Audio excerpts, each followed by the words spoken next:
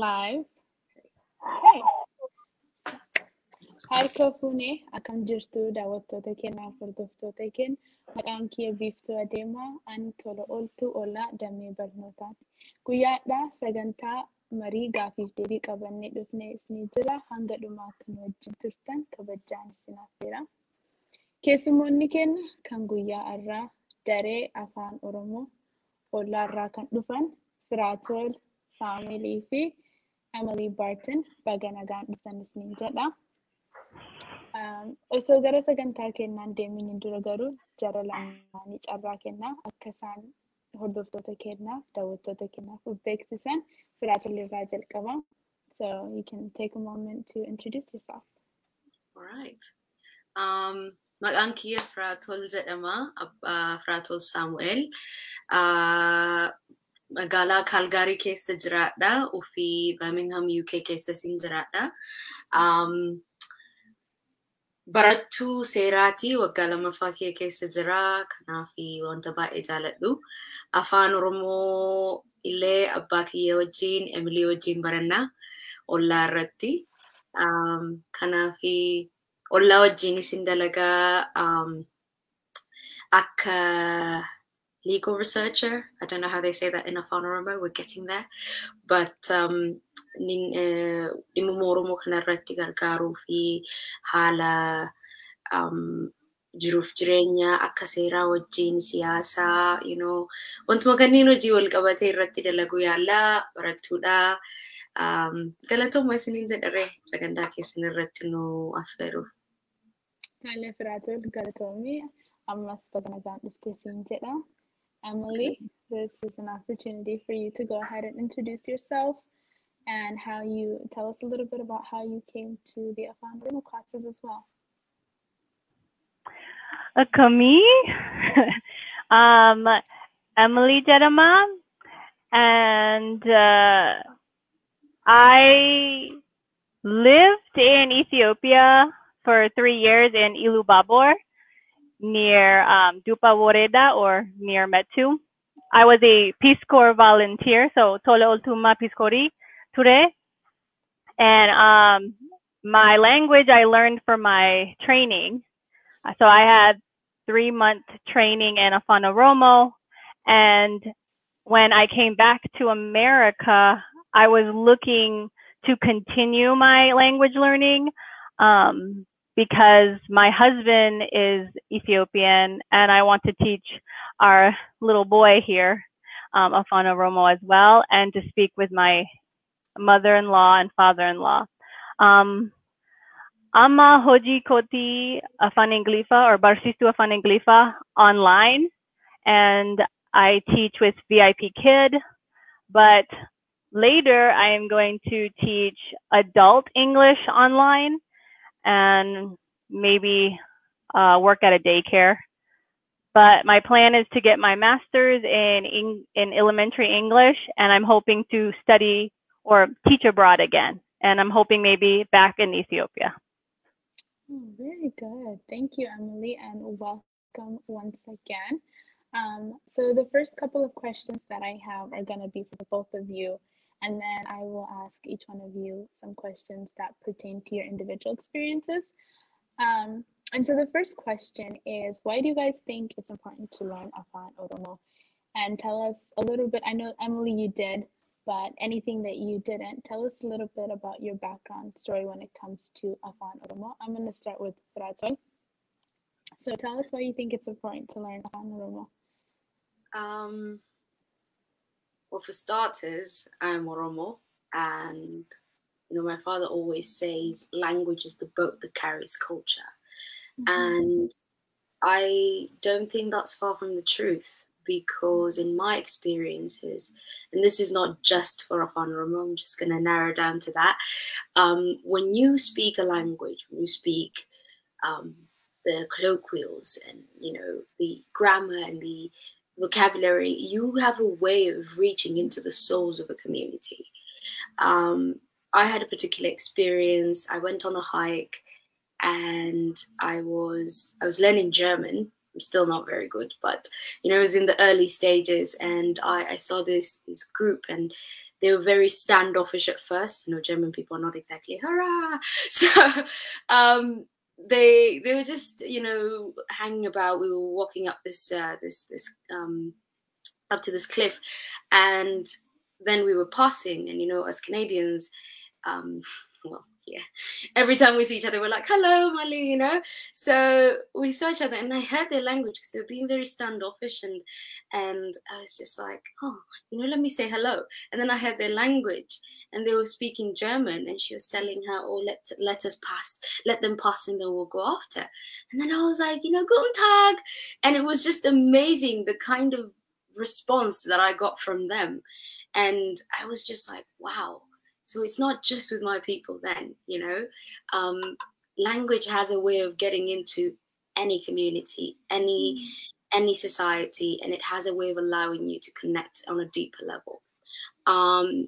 As an Oromo person living abroad, I think it's very, very useful to speak Afaan Oromo, not for the basics of just speaking with your family and your friends back home, but as Emily's experience, she worked in multiple, you know, living abroad, and the Oromo language is spoken by over 1 million people, 100 million people, not 1 million people, 100 million people.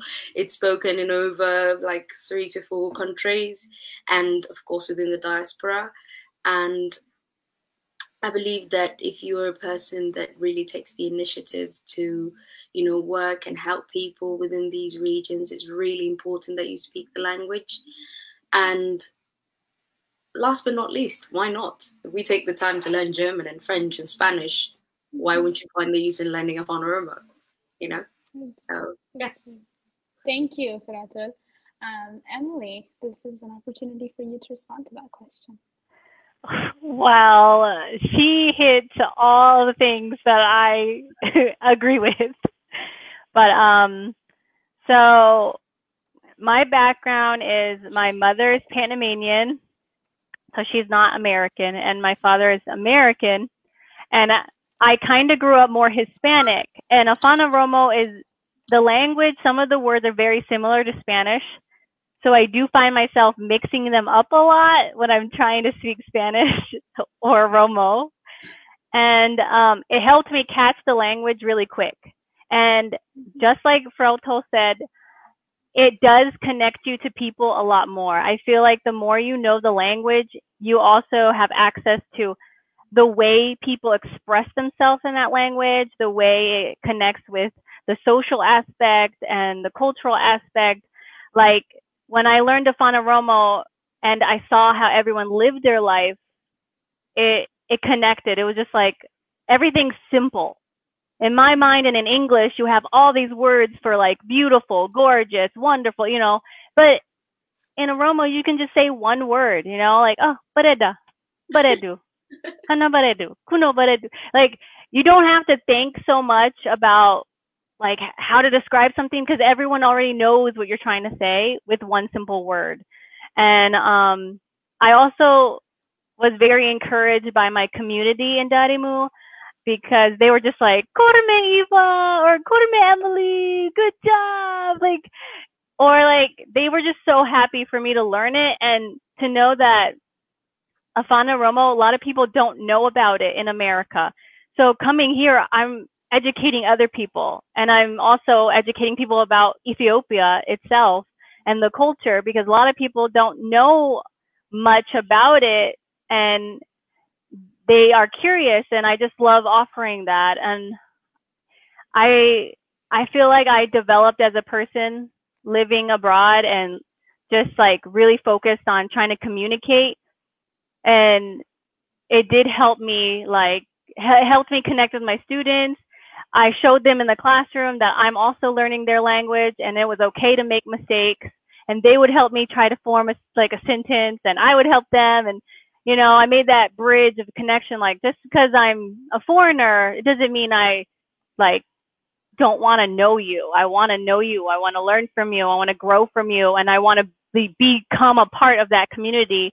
So my third year, I like miss it so much, but it's like my family. It's my other family. And because I met my husband there and now we have a child that I named Nuloli for a reason, because there was a lot going on in Oromia when I was there. And I felt like this is our child. And one day I want him to know where he comes from. He's Oromo, he's American, he's Panamanian, and he needs to know how to connect with so many people so that he could help his own countries in the future.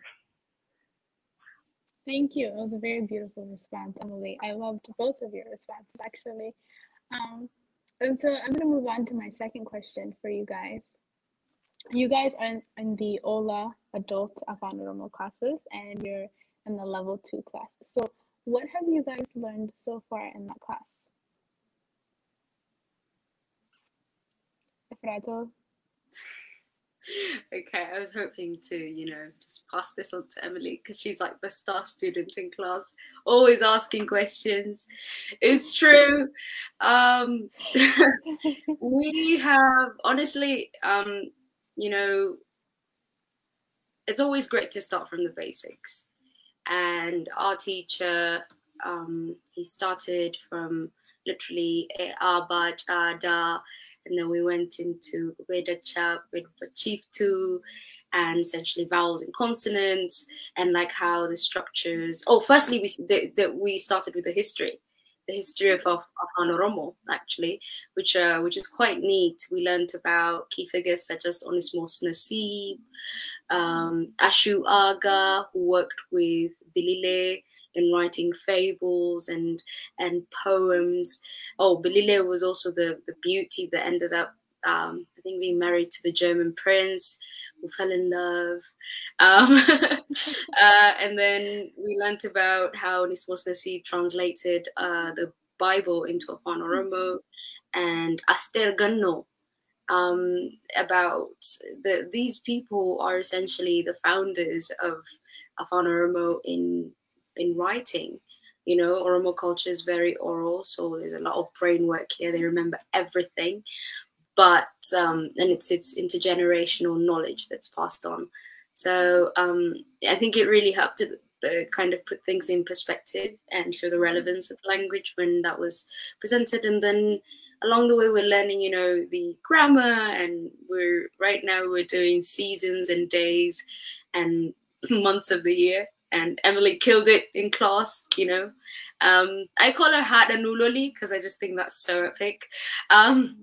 So Hati Nuloli classic Goti, and also the teacher plays music for us in class, and sometimes he enjoys the music a little too much, but it really, I think, it's things from the past that he relates with, and it's his way of also kind of, because music is so important when it comes to language.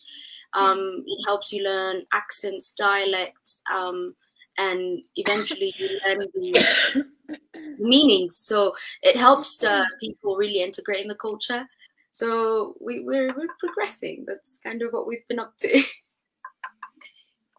Very good. Thank you so much for that. Emily, what do you have to share about what you've been learning in the Afaan Oromoo adult class? So for me, I've been learning how to piece together sentences more fluidly, and how to do it grammatically correct. I mean, I'm learning the pieces right now, but I'm hoping that later I can start putting them together and making more in-depth conversation.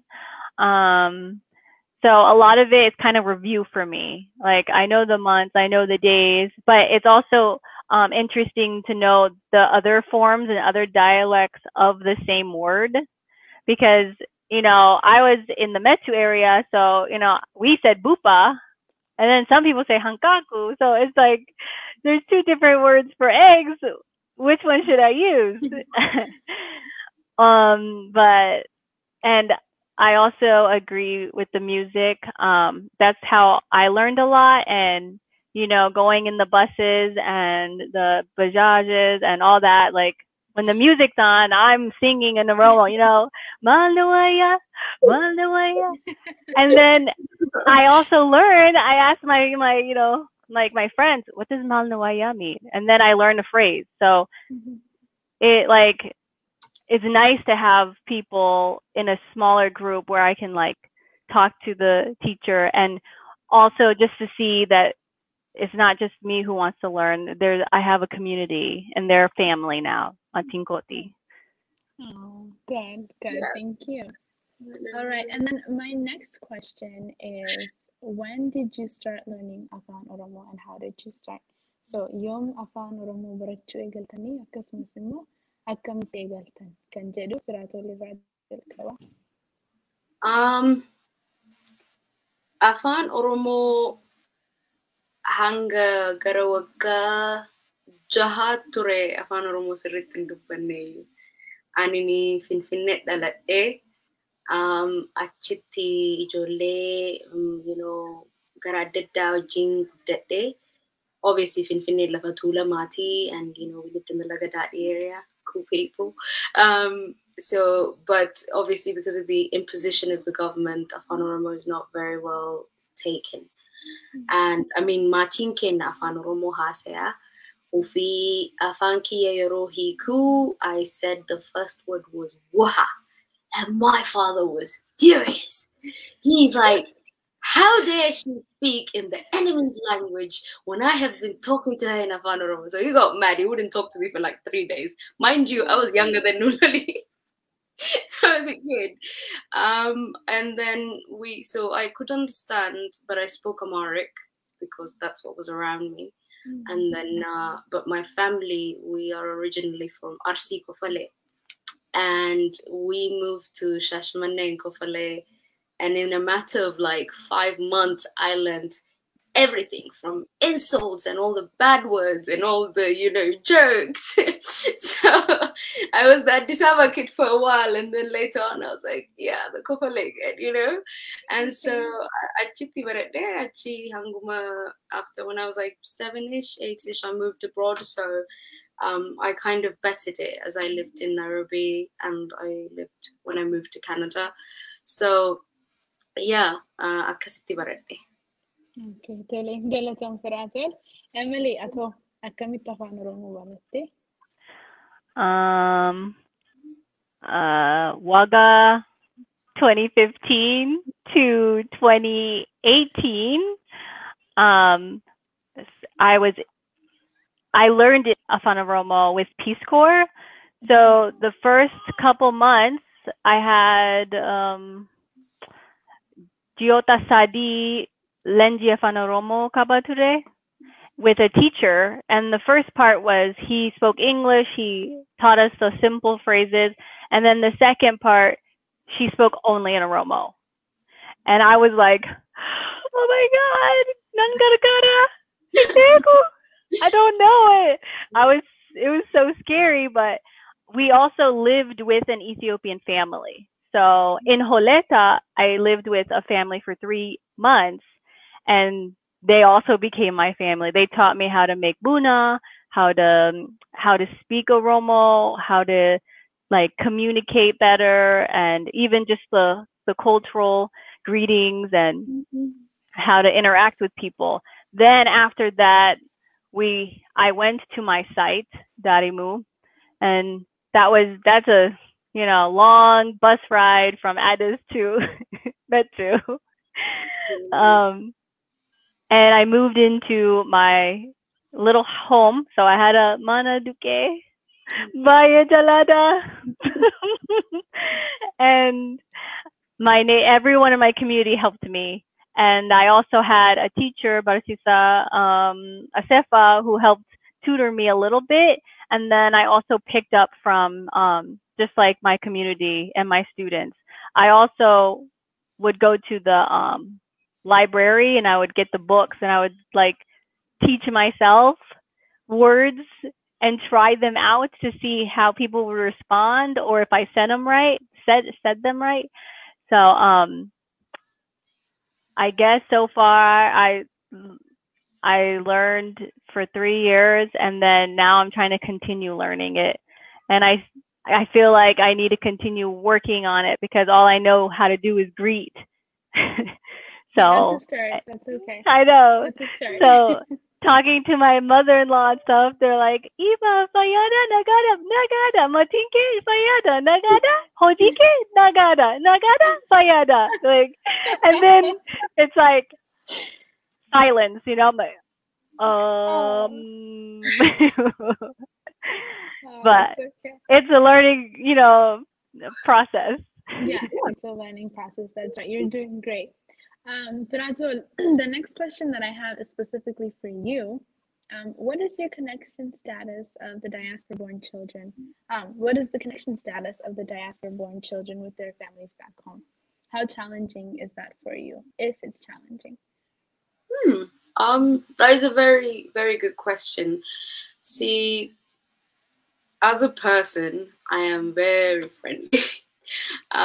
Even like my friends make fun of me and they're like, Farah's the kind of person that will give a homeless person a hug. And it's true, you know. And I think my character has really helped with when it comes to bonding with people back home.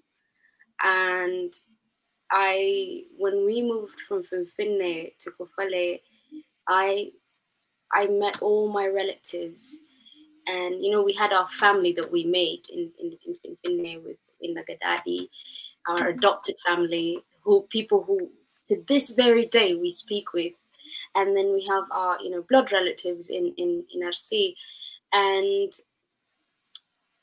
I love family so much. My name means Firato, literally, be good to your relatives. Yeah. So I I push as best as I can, but I find that for us diaspora kids, it's really hard for us to sort of feel comfortable enough because both sides have preconceived notions about how the other is to act. We can be a little bit presumptuous as diaspora kids. We feel like, oh, they wouldn't understand us. They're not they don't jam to our things, and just it's a way for us to protect ourselves. Honestly, it's not us being inherently rude. And then the same goes to Oromo people back home. When I went back in 2018, it was my first time in like 13 years, and some of my relatives, thought that, oh, she's going to be too stuck up, she's the youngest, mali, so that she's spoiled. It's true, I was spoiled from when I was a young age, and, I'm grateful for the love my family gave me, but it made them apprehensive of me. And that's when I realized there's a disconnect. And if there was no Oromo, if I couldn't speak Afaan Oromo, I'm quite sure my connection with them would have been very, very limited. Because when you don't speak the language, sometimes you don't put the effort of reaching out to these people and saying, I'm you, really. I'm here because I want to be with you. I want to remember the cherished relations that we have and revive that. And so I think language really fixes it. Supas, dilasa walikaba. We are so similar, especially with technology nowadays. People are just nobody's above anybody. It's just a matter of resource. So it's a bit difficult, and it requires a lot of humility from our side as kids from the diaspora. It's true, we can be stuck up. I'm not going to sugarcoat it. So guys, let's settle down. But at the same time, I know it is us being protected because people back home are a lot more honest. They don't shelter things as we Westerners have learned to kind of be with. Kanafu rakko guddaa jira, and aadaa keenna, sirna seeraaf heera keenna, jiruuf jireenya loqoda tokko hubachuu jechuun waan guddaadha. If I moved to, like Emily knows so many different words that I may not understand because she was in Ilu and I was in RC, and these are things that we need to retain. These are cultures that cannot die. And as kids in the diaspora, kids like Nuloli, if we're not examples, how is he going to grow up, you know? And so I believe that language is one of the best ways that we can connect these two realms. Thank you, Gretel. I appreciate your response. My next question is specifically for Emily. What did you learn when you were in Oromia? Like, can you tell us a little bit more about your experience with the Oromo community? I know that you mentioned that you felt very welcomed and they were very friendly and they were helping you with your Afaan Oromo. Is there anything else that you would like to add to that? So moving to a new whole place, I was very afraid. But my landlord and her son and daughter, like, they became another family. She would always invite me over and make sure that I'm welcome. Like, go to Eva. My name was Eva in Ethiopia because I didn't want to be called Emily. It was easier. I know, it's kind of weird. So they would always be like, go to Eva, Bunadugi. Or she would always like have some, lunch or something that I could eat. And it was funny because I really didn't like Shiro that much, but she was like, she's like, but she knew I would eat Shiro with Ibe. So she would go and like, I have Ibe. And she had cows and it was just so nice, like, to just grab a mango or a lomi and just have it right there, and my whole community, it was just a whole new experience. I had all these people who didn't know me, but they welcomed me. They greeted me every time I stepped out my house. It was like, Barsistu, Barsistu, Akami. And I'm just like, hi. And I just learned, that to just embrace everything. Like, either I'm going to be that American that sits and doesn't enjoy anything, or I'm going to be that American that shows that this is what American people can be. They are mixed and they are loving and they like want to embrace, other cultures. So, and it was also one of my dreams to live abroad. Oh, and I forgot to mention, I have been to Ethiopia before in college for field school, but I went to the Afar region. And that was for a month. So that was my first connection. And I felt like it was God sent. I was like, I signed up for Peace Corps. I didn't know what country I would get. I put Ethiopia, and then I got Ethiopia. And I was like, oh my God, like, this is meant to be. So learning, just being able to live there, learning about, oh, it's raining. You better get your jerrycan out and get your water. Or, okay, it's sunny. It's like dry season. You're not going to get water. So you better like save that water. Or even learning how to use the kasala and cook my food. And, oh, ipsabade. What am I going to, I don't know, And it was just such a great experience. And having my little best friends, like, oh my God, Edis and Salia, they were only like 3 years old. The other one's like 2 years old, coming to my house and like just playing with me or helping me cook or telling me, like, they were teaching me how to do things, There are a lot of funny moments and just like, I learned to adapt real quick. My students learned to just talk to me and be free because, they would be free, or, be aparte. And then everyone would always tell me like, oh, you look like you got fat, you got fat. This country is good for you. And I'm like, yeah, sure. And it was just, I learned a lot of love, and family became really important to me, and like reaching out to people. I did have a couple things where it was more complicated just being a female teacher, and I didn't have my master's or bachelor's in English. So I had some trouble with some male, teachers who they didn't think I qualified, or, they found something, but I always found my way around it. And I learned about Ethiopian time, like don't try to schedule a meeting because no one's going to show up for you. and and if you want to like collaborate or work with somebody, you got to be like, okay, well, I'm going to go to your house. How about that? Like, I'm going to invite you for dinner, or I'm going to invite you for lunch or breakfast. That's like the best time you can talk to people, having that social aspect and learning to like, when will the bus come so that I can go back home, and running after the bus and falling on my butt in front of everyone, like, go back. It was fun. Good.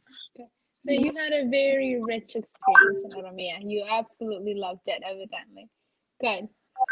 My next question is for Firatol. I recall you saying that your father, when you said woha, when he asked what water was pretty upset. So I'm assuming that Afaan Oromoo was heavily enforced in your household.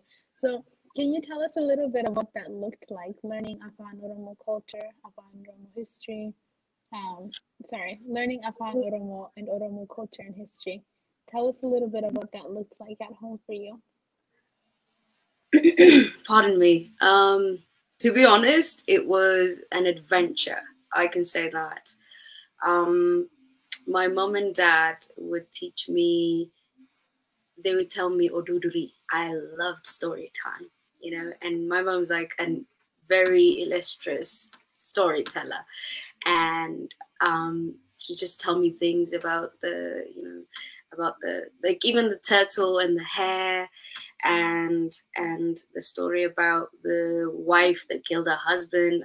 That's probably not inappropriate to tell a child, but she said it in a very PG funny way, so it worked. She would tell me about the child whose mum passed away, so she would tell him to go beg under a tree, and she would get him food. So these all obviously sound very grim, but they sound a lot better in Afaan Oromoo, trust me. But most importantly, it was also games. I don't know if you guys know Harre Gurra Berbecha, and it's actually part of how I developed my accent and I developed my vocabulary, like parts of the body. They'd say Harre Gurra Berbecha, and you say Berbecha, Malishi, Malishi, Malishi, and then they would make you go on for like, I don't know, a good 5 minutes. You would, no, maybe not that long, but like a good minute, and then they just track you like Malnat. And you have to say something like Dhamma, because if you say Mila, that's like you're eating the feet of a donkey. But learning Afaan Oromoo, my dad was a teacher back home, and so every chance was an opportunity to learn with him. He would give me a background story and tell me some history behind it. And I was very close with my dad growing up, especially when we lived in Lagadati. He would take me to class with him, and I'd get to sit in between his students, and then we'd walk home and we'd make a stop on the way. We'd see birds, and he'd tell me that's a handari, tuninara, so it was adventurous. And eventually when I moved here to Canada, I had an uncle. Well, I have an uncle, still alive, and I very much love him. He actually lives in Hamilton, so he would talk to me like an adult. He's the one where I learned to speak, the RC accent, the Jarsuma talk, and they would, the way they just soup our words, and it just flowed together. And so from him too, I learned in the most like educational and deep wisdom-based kind of experience. So I'm very grateful for that. It was enforced to this very day. My mom mixes Amharic words sometimes, and then I mix English words all the time. That's my big issue. So my dad's like Sunmali, what is a table, and and then I'd be like, oh, or what is a tes, or what is a chen? I'd be like, hope you're all right. Yeah, that was my experience learning Afaan Oromoo. So very fun. It sounds like quite a privilege. I don't think you guys can see me, but you can hear me, right? Yeah, we can. Okay. Okay. Sounds like a very unique experience. I don't think that a lot of diaspora youth have the same privilege, or even people back home, they don't have the same privilege when it comes to learning Afaan Oromo. I can relate to that. I said something to my dad last night. He's like, "What are you doing?" And I was like, "Oh, irati nyatara." He's like, "Malin irati." I was like, "Oh, irati nyatara," you know. So I hear you, Faratal. And then my next question is for Emily. Would you recommend the Afaan Oromo classes for non-Oromo people? Yes. So I recommend anyone to learn a language, period, but also to learn the languages that should be known and that aren't popular. Like everyone knows Spanish, or French, but what about the languages that no one else knows that a large population of people speak?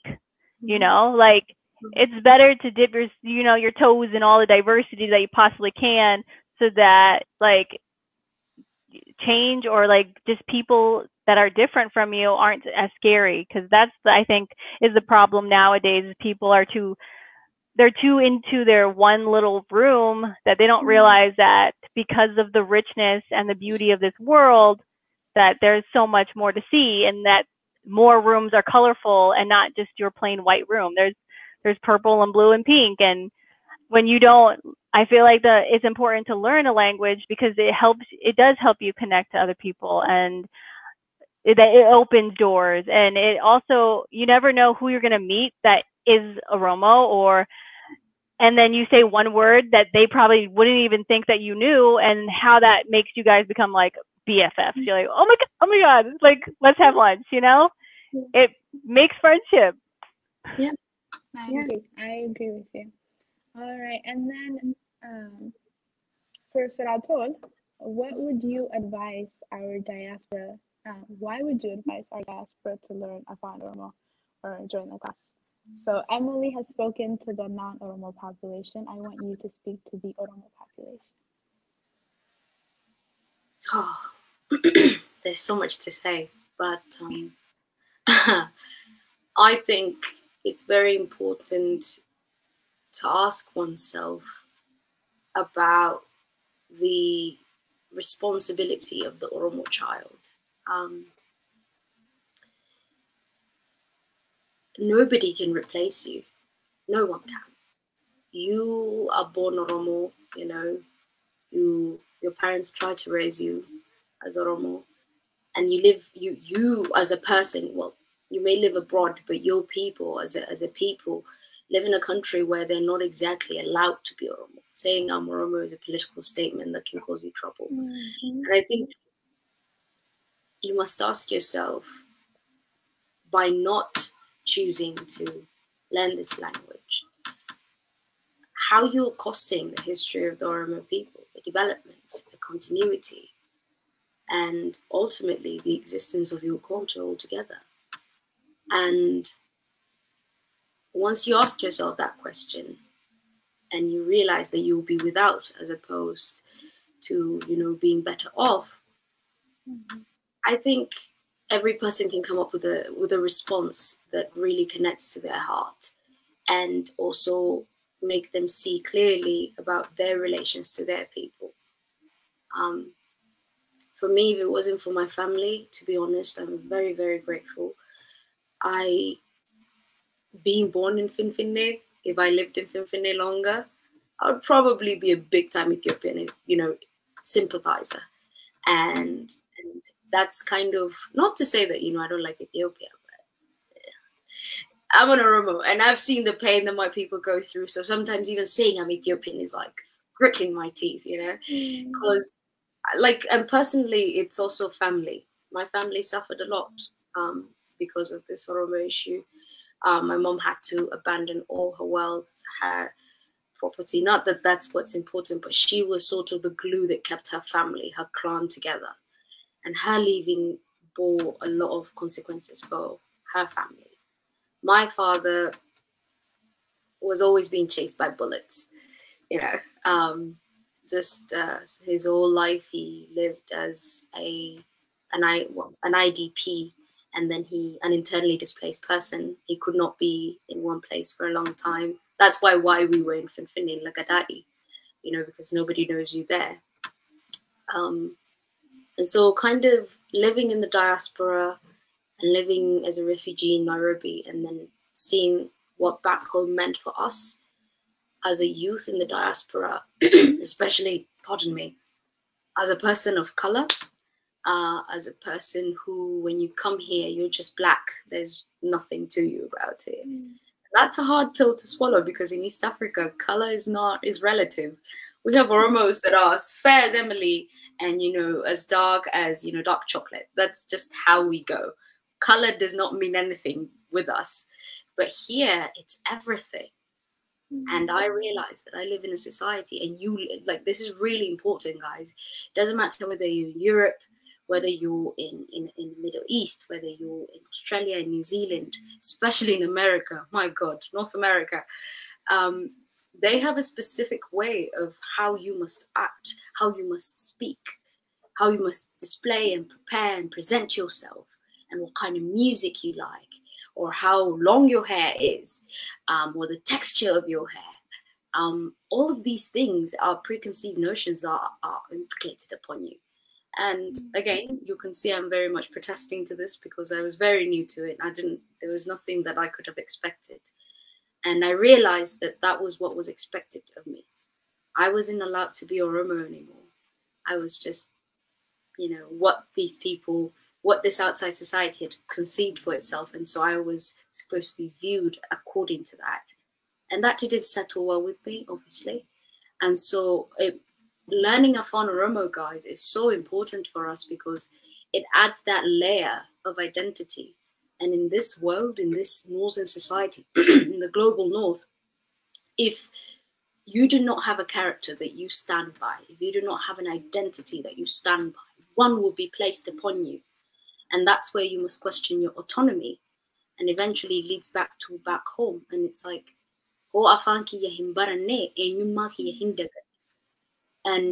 and I don't want people that don't speak Afaan Oromo proper to feel rubbish about this. Like, just saying I'm Oromo is enough. That's the first step.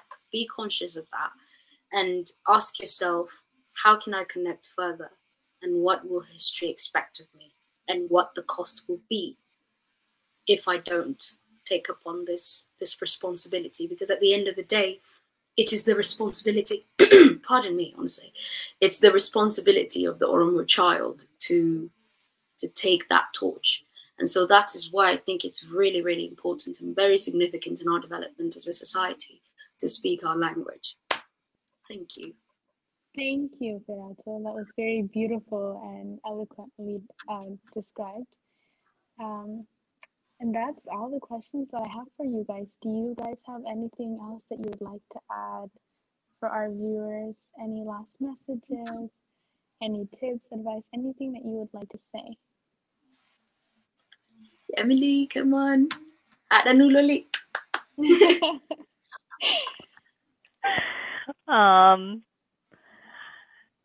I guess just thank you for, just giving me this opportunity to share a little bit of my experience in Oromia. I'm not even like Oromo. I didn't grow up in Ethiopia, but I feel like I'm Oromo from being there. And like, I can't even speak right now, but like, I thank my community for taking care of me and for teaching me so much. And I feel like I will always be, I would always be a child of Darimu. That's what they called me before. Mucha Darimuda, Mucha Darimuda. Like, you're a part of us now. And so I just bye galetoma. Well, thank you, Emily. We appreciate you as well. Virato, is there anything that you would like to add? Obviously, I'd like to say thank you to Ola and you, Beef too, and Yossi, who's hiding behind the background, for helping us setting this up. And I would like to extend, obviously, my thanks to Emily. It's really important to have your input in this, and you honestly, you don't realize the significance of what you're doing for your child or yourself and for our community. So I appreciate that.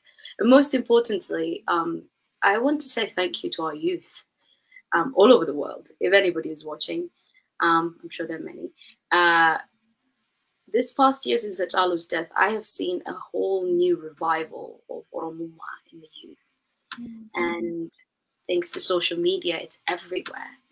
And I just feel like that just it hits, to the core. And I have hope, honestly, till they learn the language. And even without, our kids are awoken. And I really want to say thank you for those that took the mantle, because that's the first thing, you understood the relevance of it. And I want to pass my thanks to all the children, from the little kids to the guerreros and carres, and their pride and their various ways of advocacy for music, protests, dance. That's really important. I want everybody to keep that up in every capacity that we can. Well, thank you once again, ladies, and this concludes our discussion for today. Thank you so much, Fratol and Emily. It was such a beautiful conversation. I feel inspired myself, and I hope to see you guys all at the next discussion. Thank you, guys. Have a good one. Bye. Bye, Hadanulali. Ciao.